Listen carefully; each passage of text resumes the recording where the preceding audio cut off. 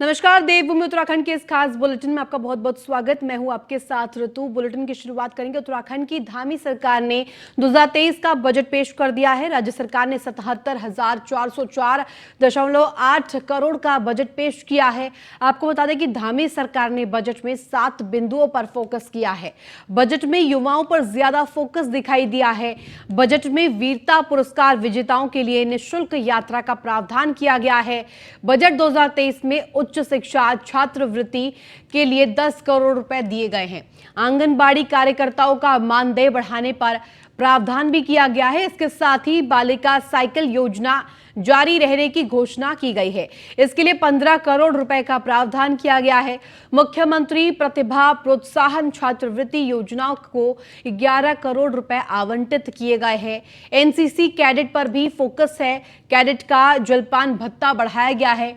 15 रुपए प्रति प्लेट से बढ़ाकर भत्ता अब 45 रुपए प्रति प्लेट कर दिया गया है।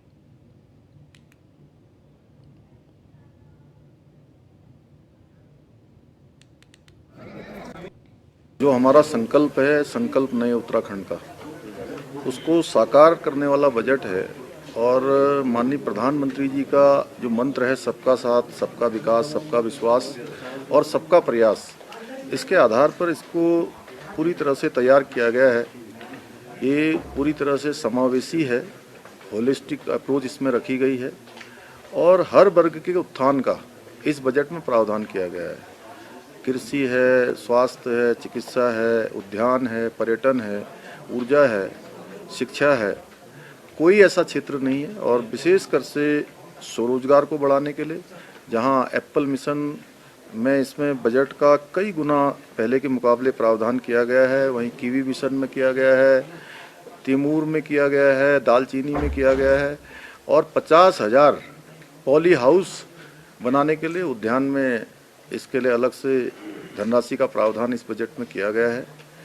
ये पूर्ण रूप से सशक्त उत्तराखंड और विकल्प रहित संकल्प उत्तराखंड को आगे बढ़ाने का, उस संकल्प को पूरा करने वाला बजट है।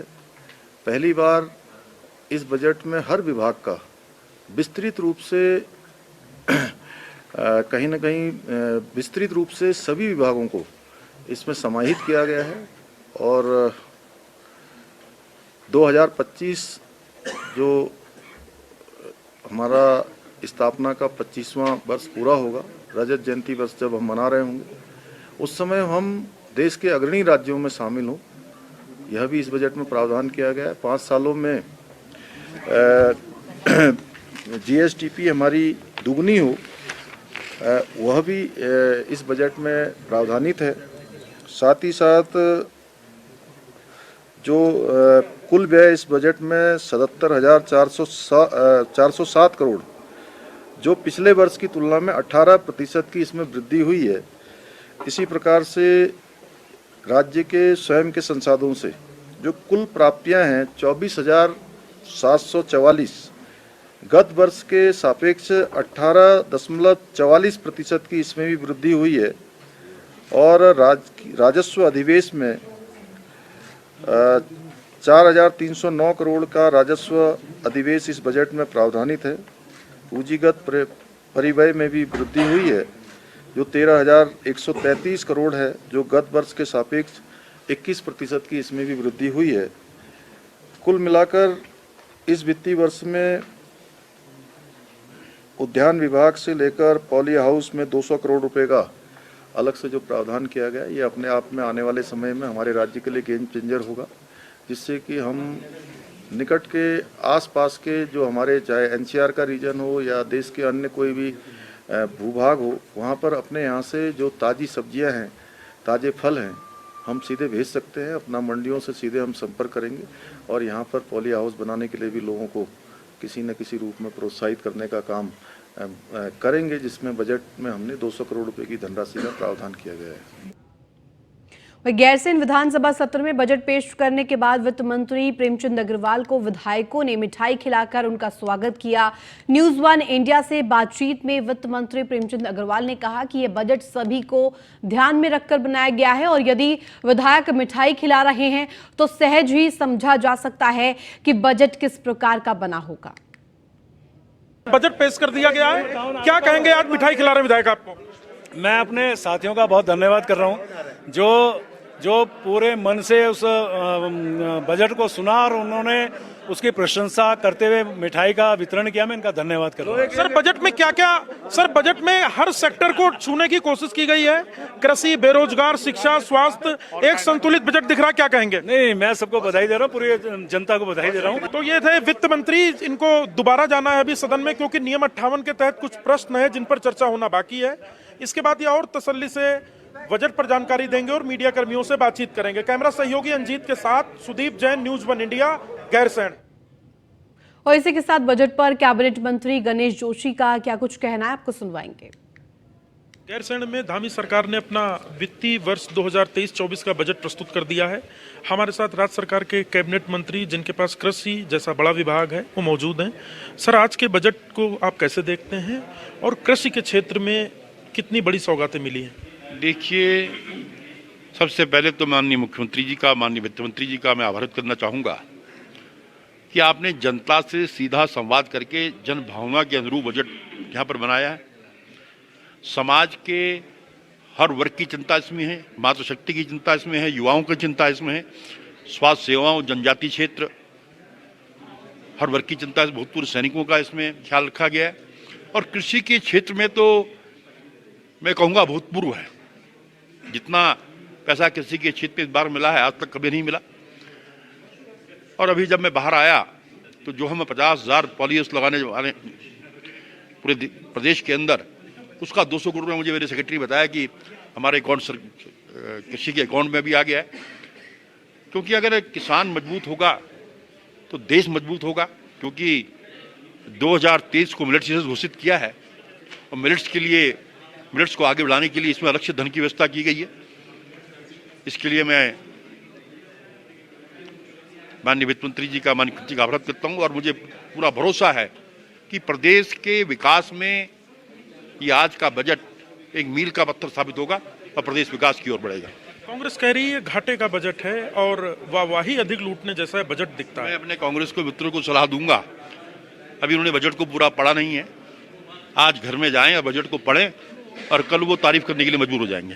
तो आप थे कैबिनेट मंत्री गणेश जोशी, जिन्होंने कहा है कि कृषि के क्षेत्र में राज्य सरकार और राज्य के वित्त मंत्री ने कई अहम निर्णय लिए हैं, जिससे सीधे तौर पर किसानों को फायदा होगा और किसानों की आय दोगुनी होगी। कैमरा सहयोगी अंजीत के साथ सुदीप जैन, न्यूज 1 इंडिया। वही वित्त मंत्री प्रेमचंद अग्रवाल ने बजट पेश किया है। इस बजट पर जहां सत्ता पक्ष का कहना है कि यह बजट सभी को ध्यान में रखकर बनाया गया है, वहीं विपक्ष ने बजट पर निशाना साधा है।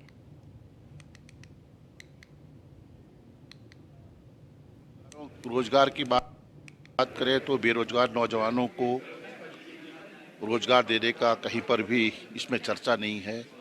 महंगाई के नियंत्रण कैसे होगा, और जो दलित शोषित समाज है, जनजाति के लोग हैं, अनुसूचित जाति के लोग हैं, उनके अवस्थापना कार्य में भी कटौती कर दी गई है।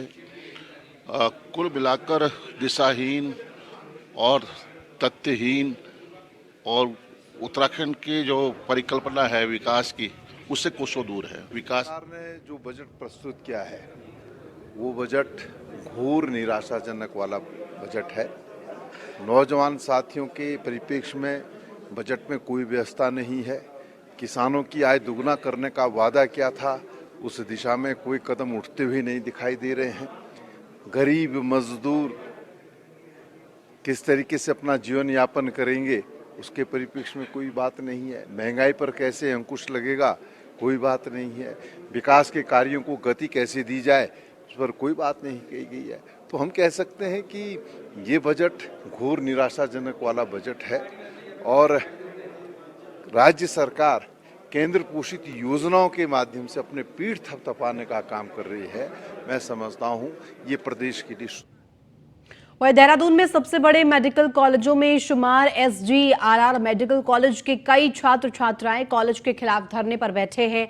SGRR मेडिकल कॉलेज में फीस बढ़ाए जाने से छात्र नाराज हैं और धरने पर बैठे हैं। आपको बता दें कि छात्रों और कॉलेज के बीच हुई बातचीत में ये निष्कर्ष निकलकर सामने आया है कि यदि छात्र अपनी फीस नहीं भरते तो उन्हें इंटर्नशिप नहीं करने दी जाए। जो कि मेडिकल लाइन में बेहद जरूरी होती है।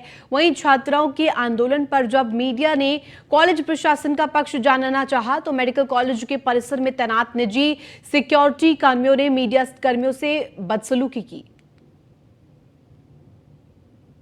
हमारी इंटर्नशिप शुरू करो। हम फाइनल ईयर की परीक्षा हमने पास कर ली है सबने। एनएमसी के द्वारा जो गाइडलाइन है उसके अनुसार हमें इंटर्नशिप में जाना चाहिए। हमारे जो मैटर ये है, फीस का मैटर ये कह रहे हैं 37 लाख कोई कोर्ट का ऑर्डर आया है। हम मानने से इनकार नहीं कर रहे, हम बस इनसे इतना ये कह रहे हैं कि आप हमें कोर्ट में जाने का वक्त दें। कोर्ट में जाने के लिए टाइम लगता है। हमारी जो पहले फीस जो निर्धारित थी वो थी स्टेट कोटा के लिए 4 लाख पर हर साल की और ऑल इंडिया कोटा के लिए 5 लाख हर साल की, और हम 4.5 साल पूरे कर चुके हैं और इन्होंने जो फीस मांगी थी वो हम समय पे पूरी दे चुके हैं। और अब फाइनल ईयर के एग्ज़ाम के बाद इंटर्नशिप से पहले ये हमसे ऑल इंडिया कोटा से 37 लाख और स्टेट कोटा से 26 लाख की फ़ी हाइक। वहीं लक्सर में लूट के इरादे से बदमाश अलावलपुर गांव में एक घर में घुस गए। बदमाशों ने घर वालों के साथ मारपीट की। हल्ला सुनकर ग्रामीण मौके पर जमा हो गए। ग्रामीणों ने एक बदमाश को पकड़ लिया, जिसके बाद उसकी जमकर पिटाई की गई। मौके पर पहुंची पुलिस ने बदमाश को गिरफ्तार जरूर किया। इस घटने में 2 बदमाश फरार हो गए हैं, जिनकी तलाश फिलहाल की जा रही है। और बताया यह जा रहा है कि बुधवार सुबह करीब 4 बजे अलावलपुर गांव निवासी निरपाल के घर में 3 से 4 बदमाश घुस आए। लूट के इरादे से घर में घुसे बदमाशों ने पूरे परिवार को बंधक बना लिया और परिवार को बंधक बनाने के साथ ही उनके साथ मारपीट की। हथियारबंद बदमाशों के हमले में निरपाल और उसका बेटा घायल हो गया। शोर शराबा सुनकर आसपास के लोग भी जाग गए। ग्रामीणों ने बदमाशों की घेराबंदी कर दी। मौके से भागते हुए गगन नाम के एक बदमाश को लोगों ने पकड़ लिया। अंधेरे का फायदा उठाकर इसके अन्य साथ जो आए थे लोग वो फरार हो गए, उसमें कामयाब भी रहे। पकड़े गए बदमाश की ग्रामीणों ने जमकर धुनाई की। अलावलपुर गांव के निरपाल व्यक्ति के यहाँ पर जो है कुछ 3 बदमाश जो है घुस गए हैं और इन्होंने लूटपाट की प्रयास किया है। तो मौके पर जब पुलिस पहुंची तो देखा कि उसमें से एक व्यक्ति को जो है पकड़ लिया गया और 2 उसमें से फरार हो गए थे। तो एक जो है उसमें गगन नाम का व्यक्ति जो था वो पकड़ा गया था और बाकी 2 मौके से फरार हो गए थे। तो पुलिस जो है उसे अरेस्ट करके ले आई है और बाकी जो 2 लोग फरार हैं उनसे उनकी जाँच चल रही है, उनके बारे में जानकारी ली जा रही है। बदमाश आते हैं और कहते हैं कि घर में तलाशी लेनी है, हमें तलाशी लेनी है। फिर कहते हुए कि तलाशी नहीं बनेगी, हमने कहा। फिर उन्होंने ज़बरदस्ती करी, पापा जी के सर में उन्होंने लट मार दिया। यहाँ से 3 बदमाश घुसे रात में, हम उसने उठाए चोरी करने के मकसद से अंदर घुसे एरिया में। हमने चोरी करने से इनकार कर दिया। उसके बाद हमने उनके हाथ तक पाई, गोली भरी। उसकी गोली भरने के बाद उसने फायरिंग करी मेरे पर। वहीं हरिद्वार में रेलवे ने अतिक्रमण के खिलाफ अभियान चलाया। कुछ निर्माण तो अवैध बताकर रेलवे ने ध्वस्त कर दिए हैं, लेकिन कुछ इलाकों में रेलवे को लोगों के भारी विरोध का सामना करना पड़ा है। ऐसे में यहां पर रेलवे ने कोई कार्रवाई नहीं की। रेलवे की इस कार्रवाई के बाद लोगों में काफी गुस्सा है। आपको बता दें कि हरिद्वार नगर कोतवाली क्षेत्र में बीते कई सालों से जंगल बाईपास रोड पर रेलवे की जमीन पर लोगों ने अवैध कब्जा कर रखा है। रेलवे की तरफ से अतिक्रमण को कई बार नोटिस भी जारी किया गया है, लेकिन किसी ने भी नोटिस पर अमल नहीं किया। आखिर में मंगलवार को रेलवे ने स्थानीय पुलिस और प्रशासन की मदद से अतिक्रमणकारियों पर कार्रवाई की और अवैध निर्माण को बुलडोजर से ध्वस्त किया। रेलवे ने 1 दर्जन से ज्यादा अवैध निर्माणों को ध्वस्त किया है।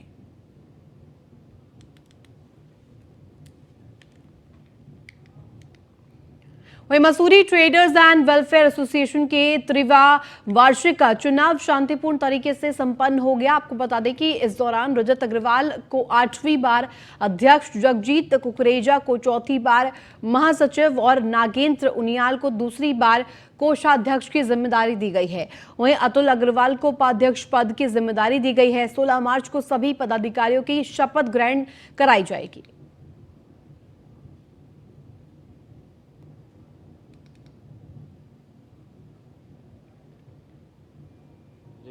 संस्था के लिए एक बार पुनः काम करने का मौका मिला है और जिस तरीके से ये हमें निर्विरोध चुना गया है तो इस तरीके से हमारी समस्त टीम के साथ और हम ज़्यादा दायित्व हो जाता है और आगे भी व्यापारी हित में जहाँ जहाँ मेरी ज़रूरत होगी मैं व्यापारियों के लिए हमेशा उपलब्ध रहूँगा। पूर्व की भांति अच्छे से अच्छा करने का प्रयास किया जाएगा। समस्त विभागों के साथ सामंजस्य बना के कोशिश करी जाएगी किसी व्यापारी को भी किसी भी तरह की दिक्कत ना आ पाए और जो दायित्व उन्होंने हमें दिया है उसको मैं सफलतापूर्ण निर्वहन करने की पूरी कोशिश। संस्था में बिना किसी चुनाव के गतिविधि से मजबूती मिलेगी। संस्था के समस्त सदस्य संस्था में बढ़ चढ़कर हिस्सा लेंगे और हमें भी एक आशा इस बात की, क्योंकि ये मेरा स्वयं निजी तौर पर 8वां चुनाव था और 15वां वर्ष था इस वर्ष में हम संस्था को अपनी सेवाएं देने जा रहे थे, कि मेरी भी यही उम्मीद रहेगी कि और कोशिश रहेगी कि मैं संस्था के हर एक सदस्य से मिलकर उनकी समस्या को सुनकर जल्द उसका निवारण करें। और उत्तराखंड हाईकोर्ट ने वरिष्ठ आईएफएस अधिकारी राजीव भरतरी को अभी तक बहाल नहीं किए जाने को लेकर दाखिल याचिका पर सुनवाई की। मामले की सुनवाई के बाद मुख्य न्यायाधीश विपिन सांघी एवं न्यायमूर्ति आलोक कुमार वर्मा की खंडपीठ ने उत्तराखंड सरकार और उत्तराखंड वन विभाग के प्रमुख वन संरक्षक विनोद कुमार सिंघल को नोटिस जारी करते हुए 3 सप्ताह के भीतर जवाब पेश करने के निर्देश दिए हैं। इसके साथ ही कोर्ट ने याचिकाकर्ता से भी प्रशस्ति पत्र दाखिल करने को कहा है। मामले की अगली सुनवाई 3 अप्रैल को होगी। मामले के अनुसार कॉर्बेट नेशनल पार्क में पेड़ों के काटने के बाद राजीव भरतरी का तबादला 25 नवंबर 2021 को जैव विविधता बोर्ड के अध्यक्ष पद पर कर दिया गया था, जिसको राजीव भरतरी ने कैट की अदालत में चुनौती दी। आपको बता दें कि कैट ने उनके पक्ष में निर्णय देते हुए उन्हें तत्काल बहाल करने के आदेश उत्तराखंड सरकार को दिए थे, लेकिन केंद्रीय प्रशासनिक अधिकरण के आदेश के बाद राज्य सरकार द्वारा उनकी बहाली नहीं की गई। इसके साथ ही विनोद सिंघल भी उसी पद पर बने हुए हैं।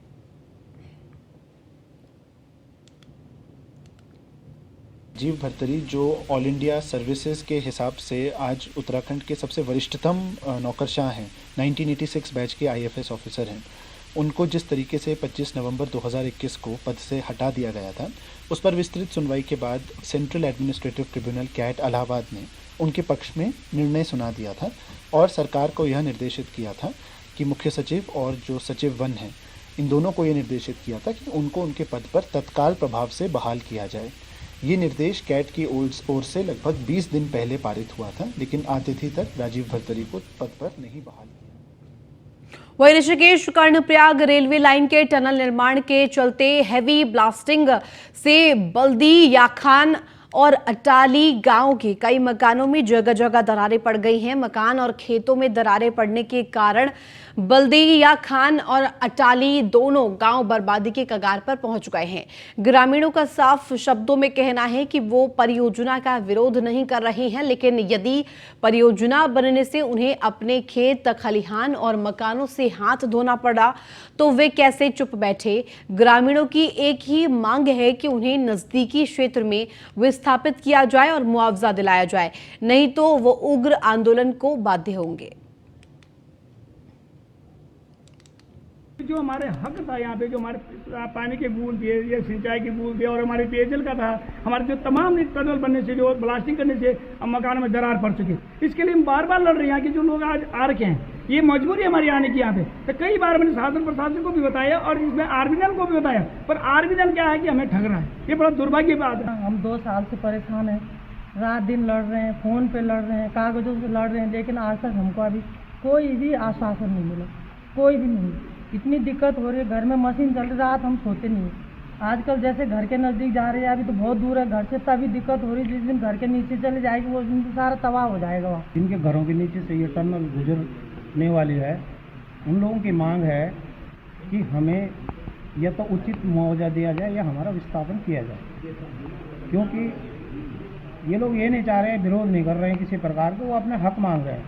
निम्न स्तर के जो कर्मचारी, उन्होंने एक लिखित लेटर दिया है कि हम 17 तारीख को इस बैठक को रखेंगे, जिसमें गांव के प्रत्येक व्यक्ति को आना है और डीजीएम सर आएंगे और उनके उच्च अधिकारी आएंगे और जो यहाँ पे अभी LNT के जो यहाँ पे कार्य कर रही संस्था है वो भी।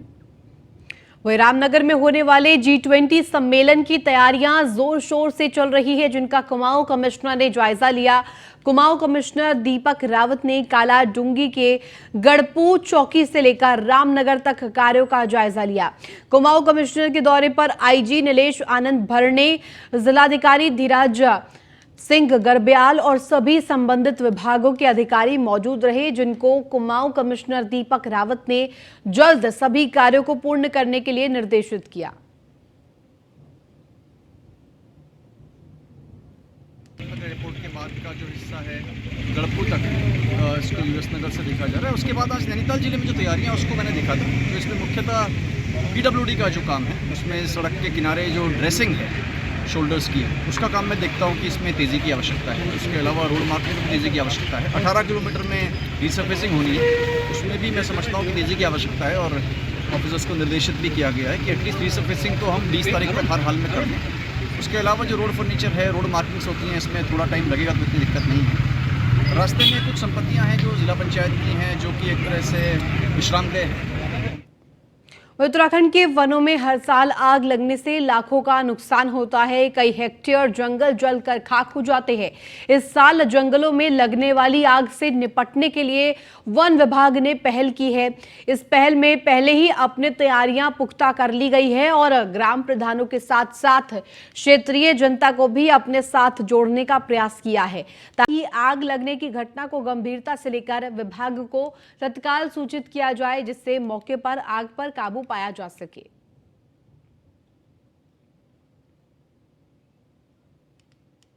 हमारे पास जितने भी इनपुट्स आए हैं, जो हमने लोकल हमारे जो डिवीजन फॉरेस्ट ऑफिसर्स हैं उनसे और फील्ड के स्टाफ से जो पूछा, उसमें 2-3 चीज़ें आई हैं उभर के।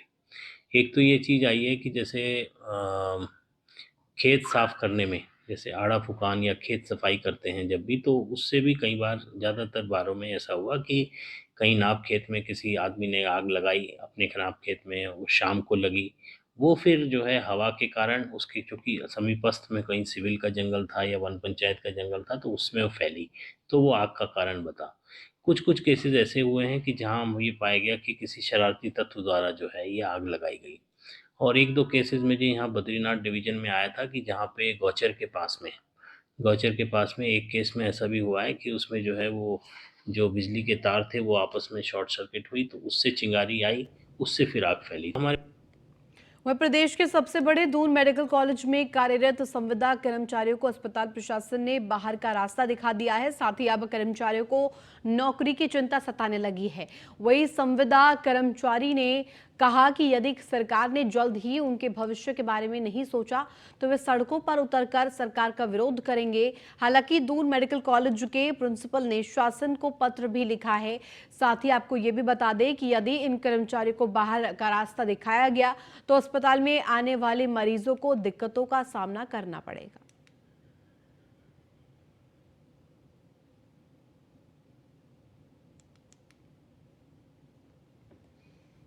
कर्मचारी हैं हम लोग जो होम्योपैथिक में कार्यरत हैं, और कोविड काल के दौरान जो है तो मार्च 2020 से अक्टूबर 2021 तक को हमारा कोई भी पेमेंट नहीं दिया गया है, जिस वजह से आर्थिक स्थितियां हम लोगों की बहुत ही ख़राब हो चुकी हैं। डीएम साहब से जो है तो रिक्वेस्ट की तो उन्होंने बताया कि आप जो है तो होम्योपैथिक कर्मचारी नहीं हैं, आप आउटसोर्सिंग कर्मचारी हैं, आप ठेकेदार से केवल पैसा मांग सकते हैं। हमसे कहने का कोई भी मतलब नहीं निकलता है। कर्मचारी हैं होम्योपैथिक में। धरने में बैठने की स्थिति मान ले हर मार्च को आती है, जब हर मार्च को हमें एक लेटर थमा दिया जाता है कि आपकी सेवाएं समाप्त कर दी गई हैं। कल भी एक लेटर इसी तरह का आया कि आपकी सेवाएं 15 तारीख से समाप्त कर दी गई हैं, उसी के लिए हम यहाँ बैठे हैं। धरने में बैठने की स्थिति मान ले हर मार्च को आती है, जब हर मार्च को हमें एक लेटर थमा दिया जाता है कि आपकी सेवाएं समाप्त कर दी गई हैं। कल भी एक लेटर इसी तरह का आया कि आपकी सेवाएं 15 तारीख से समाप्त कर दी गई हैं। उत्तराखंड में आज लोक पर्व फूलदेई की रौनक देखने को मिली। बता दें कि फूलदेई वसंत ऋतु के आगमन का प्रतीक है। इस पर्व में बच्चे परंपरानुसार सुबह सवेरे ही अपने गांव मोहल्ले के घरों में जाकर उनकी देहरियों पर रंग बिरंगे फूलों को बिखेरते हैं, गीत गाते हुए सुख समृद्धि की मंगल कामना करते हैं। बता दें कि चैत्र महीने की संक्रांति के दिन पहाड़ में फूलदेई लोक पर्व मनाया जाता है। आधुनिकता की होड़ में ये पर्व लगातार हाशिए पर जा रहा है। गैरसैंण विधानसभा में भी फूलदेई पर्व की धूम दिखी। न्यूज़ वन इंडिया ने फूलदेई पर्व मनाने आए बच्चों से खास बातचीत की। बच्चों ने गीत गाकर फूलदेई पर्व की बधाई दी। उत्तराखंड में आज फूलदेई का पर्व भी मनाया जा रहा है और इस वक्त मैं गैरसैंण में मौजूद हूं, जहां आसपास के इलाकों से बच्चे आकर फूलदेई के गीत गा रहे हैं और फूल देकर बधाइयां ले रहे हैं और सबको शुभकामनाएं दे रहे हैं। क्या होता है फूलदेई, आप लोग कैसे मना रहे हैं? फूलदेई है ऐसा होता है, ये उत्तराखंड का सांस्कृतिक पर्व है। ये पर्व हर घर में जाकर बच्चे, छोटे बच्चे फूल डालते हैं, जिससे कि ये होता है कि परिवार हर चीज़ में सुख रहे, समृद्धि रहे और खुश रहे। और हमने एक मांग भी की है। हमने जो मांग की है वो है कि मतलब जो फूलदेई है वो बाल पर्व घोषित किया जाएगा। ये हमने वो किया था। तो यहाँ किन किन से मिले? आज तो सारी सरकार यहाँ पे, मंत्री जी हैं सारे। जी, हम विधायकों से मिले, हमें बहुत अच्छा लगा। हमने उन्हें भी फूलदेई की बहुत बहुत बधाइयाँ दी। हमें बहुत अच्छा लगा कि हम यहाँ विधानसभा में आके हमने बहुत इतने छोटे बच्चों ने हमने फूलदेई मनाया। पहले हम अपने घरों में मनाते थे और आज हमने पूरे विधानसभा में मनाया। बहुत अच्छा लगा। तो फूलदेई पे क्या गाते हैं आप लोग? कुछ गा के बताइए। फूल चला फुलारी फूलों की सदा सदा फूल बिरौला, भरों का जूठा फूल ना तोड़ा, भरों का जूठा फूल ना लाया। चला फुलारी फूलों को सदा सदा फूल बिरौला, भरों का जूठा फूल ना तोड़ा, भरों का जूठा फूल ना लाया। तो ये फूलदेई का आज पर्व है और ये बच्चे जो गैरसैंण के आसपास से आए हैं, यूं तो विधानसभा में संसदीय कामकाज चल रहा है, राज्य सरकार आज बजट पेश करेगी। इन सब के बीच फूलदेई का पर्व भी बड़े हर्षोल्लास के साथ मनाया जा रहा है और फूलदेई का पर्व उत्तराखंड की एक संस्कृति का परिचायक भी है। कैमरा सहयोगी अंजीत के साथ Sudeep Jain, news one India. Uttarakhand में गुरुवार से बोर्ड परीक्षाएं शुरू होने जा रही है। डीजी शिक्षा बंशीधर तिवारी ने बताया कि नकल विहीन परीक्षा संपन्न होगी। सभी तैयारियां पूरी कर ली गई हैं और प्रतिभागी छात्रों को डीजी शिक्षा बंशीधर तिवारी ने बधाई और शुभकामनाएं भी दी है। आपको ये भी बताते चले कि करीब 2,50,000 छात्र 1,253 सेंटर पर परीक्षा देंगे।